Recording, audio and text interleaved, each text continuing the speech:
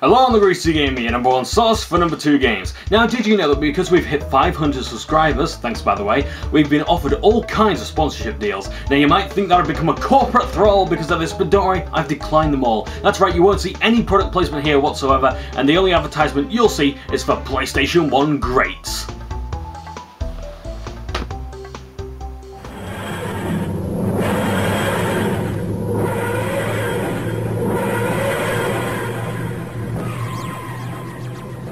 Hey Johnbonne. Undertaker, what have I told you about materializing into the fortress? You know it reverses the polarity of the neutron flow and all that timey-wimey wibbly-wobbly stuff! Well, I'm sorry. Care for a jelly baby? No, look, just f*** you and f*** your babies, Undertaker! Oh, let's just get on with the review. It's Bugs Bunny Lost in Time, everyone. Not even gonna bother with a "What's up, Doc Who" joke? Don't make me shoot you again. This is my review, and I won't have it spoiled by the likes of an assassin like you! Now let's just get on with it, shall we? When it comes to movie and TV licensed games, the PS1 treated them far better than today. Back then, some of the best platform games were Disney titles, and a new Looney Tunes game was something to be excited for. Bugs Bunny Lost in Time might not be the best example of that, but you could see a lot of charm with it nonetheless. Not only were the Looney Tunes games like LT Racing and Sheepdog and Wolf fun to play, but they also made you feel like you were part of their universe. Heck, even the successors to the original voice actors returned to voice their characters in this game. Unfortunately, it's not as easy to get immersed here compared to, say, Looney Tunes Racing. Because of the different time periods you'll be going to, there's very few locations that feel familiar and the jokes aren't as effective because of this. As you might have guessed, Lost in Time has you playing as a rather clumsy Bugs Bunny voiced by Billy West. Stumbling across a time machine thinking it's a carrot juice dispenser, Bugs ends up in the middle of nowhere rather than the beach he was burrowing to. This is where you meet Merlin Monroe, a wizard and time traveler who is willing to help Bugs get back to the present day. For a price. To use the time machine, Bugs has to find clock symbols and golden carrots. Well, it sounds simple enough. What could possibly go wrong? Well, what have we got here? 2 insolent little worms meddling with time and space, eh? Entropy, what the hell are you doing here? You nincompoops! I am not Entropy. I am Professor Nefarious Twine, the floating blue figure with a clock on his head. Clockhead. Laugh all you want, mock all you will. But know that you are doing the bidding of Greasy's sworn enemy, and it will be glorious. I do hope that the Master welcomes you into his new world. Yeah, I've heard it all before. We will continue to invade you, decomposing lackey, and we will continue to twist the video games industry beyond mortal comprehension. Now then, get back to work! So what do we do now? Well, crack on with the review. You know how the audience hates these recurring characters. Let's begin talking about Bugs himself. He's fairly similar to his cartoon counterpart, using more wit than brawn to overcome certain obstacles, relying on outsmarting enemies instead of straight up fighting. As you'd expect from a bunny, he can leap high into the air, but he gets the bed in terms of horizontal travel. When it comes to leaping forward, he suffers the same problems as Croc, where he can easily miss a ledge due to a terrible range. Bugs can also hover by hitting the circle button after a jump, but there's 2 problems here. The first being that it's bound to the circle button rather than the jump button, thus making it forgettable and harder to time. The second problem is that it doesn't make you glide forward for some extra movement, it just slows you, making it incredibly situational. Another useful talent of his is the ability to burrow at certain spots. When he comes across a rabbit hole, he can leap above it and dive down. Should you dive and not be near the rabbit hole, you get a pretty funny animation, and thankfully you don't lose any health from it.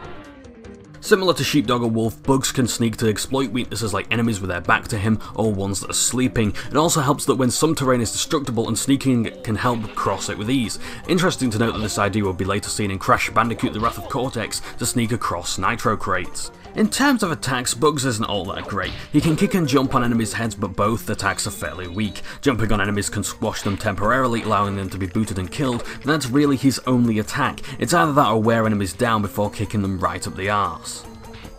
Like I said earlier, Bugs is tasked with finding clock symbols and golden carrots throughout the different time periods. Golden carrots are used to unlock new levels in a hub, whereas the clocks are used to unlock the new hubs. In total, there's 7 different periods of time with 21 levels between them. The clocks and carrots aren't like Crash Bandicoot where there's 1 clock and perhaps 2 carrots to each level, they're just well, scattered all over the place. This is something I can praise to a degree because you always know what to expect from each level and what's required of the items. Yeah, but that means there's no surprises. Surely there should be some challenge to make sure people earn the rewards. Well, there is that. See, carrots and clocks aren't particularly hard to obtain, at least for the most part anyway. With golden carrots being a common sight, you're not going to feel as rewarded, whereas clocks are fewer, but still fairly easy to get your hands on nonetheless. That's not to say that they're all easy, some require a little trouble solving, the key word here being little. Bugs will have to find carrots and clocks in places that might not be accessible to jumps, and even if they are, this game's controls aren't the best, so it might take a handful of tries to obtain a collectible. Thanks to Bug's ability to lift objects like crates and rocks, our hero can use them to stack up, leap on and reach new areas that his ordinary jump might not have been able to. Expect to see a lot of carrots and clocks hidden in areas that require some heavy lifting. Burrowing doesn't come into much use, it can only be used at rabbit holes, and by the time you've found it you already know where to go for the clock or carrot. It's just too bad that the potential is there but not fully utilised. Taking a page out of Banjo-Kazooie's book could lead to some interesting mazes and combat moves, however. Outside of this, Lost in Time doesn't offer many other means of obtaining clocks and golden carrots. Whenever you see these carrots, clocks on an impassable path, you'll find the solution in close proximity. Crates, rabbit holes or invulnerable enemies to leap on are always in sight. There's really no need to worry about getting stuck. Johnbonne and Undertaker for the last time! End the review for me. Okay, what the hell are you doing here? Well, Entropy was here, so I decided to pop in. Ooka, you snivelling dolt. It is Twine, not Entropy. Shut up. He's a time twister. He's part of the theme of my review. Now piss off, will you? I'm gonna lose viewers for this. Fine, but be warned, Johnbonne. You've exiled me for the last time. What did I say before? Lost in Time doesn't have much emphasis on its combat? Too right, because it's got some of the worst combat I've ever experienced in a platform game. Not only is the hit detection poor, but all the attacks, and by all of them I mean one, feel sluggish when you're trying to follow it up with another. Until Bugs finds temporary lasting weapons in the environment, he has to suffice with a kick. It's fine when you've worn down enemies and it's fine when you stomped on their heads, but it's absolutely useless on its own. All it results in is frustration, pain and lost health. You can find weapons in the environment, but they only last a few seconds, and most are required for a puzzle like so hitting a switch rather than used for combat. A shame because in a world that glorifies the pummeling of cartoon beings, there's very little enjoyment to be found in whistling anvils or oversized clubs. The combat may be simple, but thanks to below average controls you'll find yourself taking damage regularly, especially if you face enemies head on. To recover health you'll need to find a particular pickup. So what exactly would Bugs Bunny use to recover his health? Is it A, bottles of alcohol, B, donuts, or C, carrots? If you guess C, you're fucking shit! Now from this point on I'll need to refer to golden carrots as just that. Bugs can restore health by eating ordinary carrots found in the ground. You can also defeat enemies to gain 2 carrots as well as the chance of finding a golden one, which doesn't make the combat any more attractive. If you're on full health you can collect ordinary carrots for later. Ordinary carrots can be used to purchase golden ones in the lobby, but you can only hold 99 at any one time. If you could hold more, or if levels had a certain amount of carrots total, it'd be an excuse to return to older levels and be more careful with health, so you've got more to spend. Besides that, there really isn't much else to say about the gameplay. The idea of time travel could work, but when so many games were already doing it at the time, it fails to appeal on a console that has so many Stone Age, medieval and horror levels. The one that interested me the most was the 1930s, similar to the second lobby of Donald Duck, Quack Attack.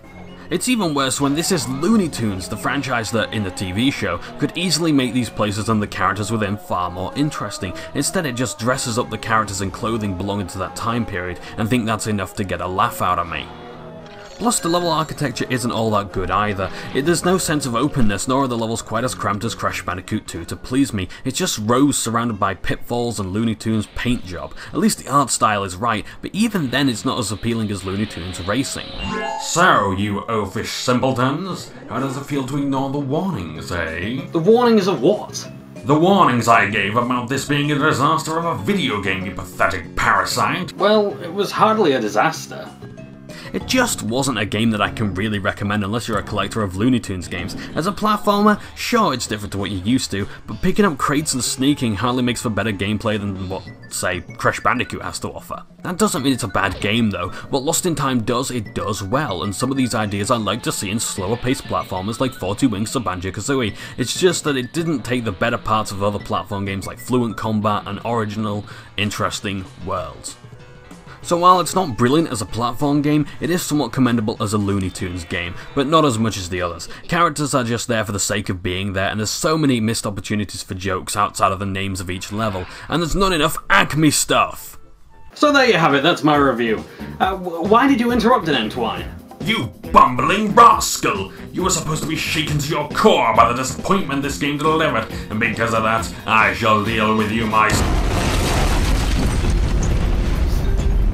I think you've had enough disappointment for the games industry this year, Johnbonne. You're right about that, Undertaker.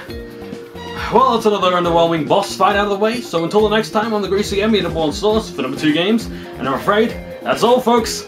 Start for now.